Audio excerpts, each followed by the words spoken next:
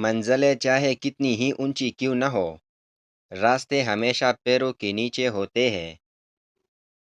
دنیا کے سب سے قیمتی خوشی وہ ہوتی ہے جب تمہارے ماں باپ تمہاری وجہ سے مسکرا رہے ہوتے ہیں۔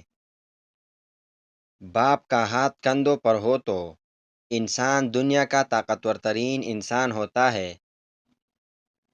جب تعلیم کا بنیادی مقصد نوکری ہو تو معاشرے میں نوکر ہی پیدا ہوتے ہیں، رہنما نہیں۔ اپنے بہترین وقت کو نماز میں وقف کرو، کیونکہ تمہارے سب کام تمہاری نماز کے بعد ہی قبول ہوں گے۔ زندگی میں ایک وقت وہ بھی آتا ہے جب انسان کو یہ پتہ چلتا ہے کہ ہمارے ہونے یا نہ ہونے سے کوئی فرق نہیں پڑتا۔ پرانی تصویروں کے اندر شکلیں بھلے ہی اچھے نہ ہو، پر وہ دن تو بہت اچھے تھے۔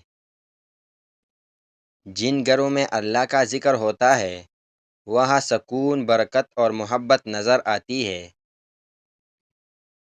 زندگی میں ایک انمول چیز تمہارا برا وقت ہوتا ہے جب آپ ہر ایک کے اصل رنگ دیکھ کر ان کو پہچانتے ہو۔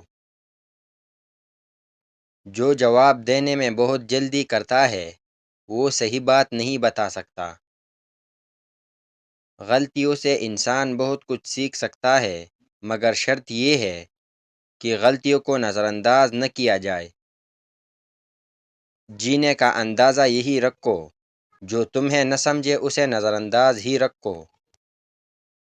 محبت ایسا خاموش جذبہ ہے جس کو بعض اوقات انسان لفظوں میں بیان نہیں کر سکتا۔ اگر تمہیں اپنے درد کا احساس ہے تو تم زندگی ہو، اگر تمہیں دوسروں کے درد کا احساس ہے تو تم انسان ہو۔ دعائیں مانگے اور دیتے رہے، کیونکہ جن چیزوں پر ہمارا اختیار نہیں وہ ہماری دعاؤں میں تو شامل ہو سکتی ہے۔ وہ دوست کیسا جو برداشت نہ کر پائے، اور وہ رشتہ کیسا جو سمجھ نہ پائے۔ جو لوگ منافق اور جھوٹے ہوتے ہیں وہ کبھی کسی کے سگے نہیں ہوتے۔ گھروں کی پریشانیاں اور غم باہر کے لوگوں کو بیان کرنے سے توہین بن جاتی ہے۔ غم اور دکھوں کی کیفیت میں مضبوط ہو جاؤ۔ مضبوط ہونے کا اصل طریقہ یہ ہے کہ کسی بہتر کام میں مصروف ہو جاؤ۔ کامیاب خواتین وہ نہیں جو پیسے کمائے، بلکہ وہ ہے جو اچھے طریقے سے گھر سنبھالے اور اپنی کامیابی سے گھر کو جنت بنا دے۔ خود کو کسی کی امانت جان کر ہر لمحے وفادار رہنا بھی ایک عبادت ہے۔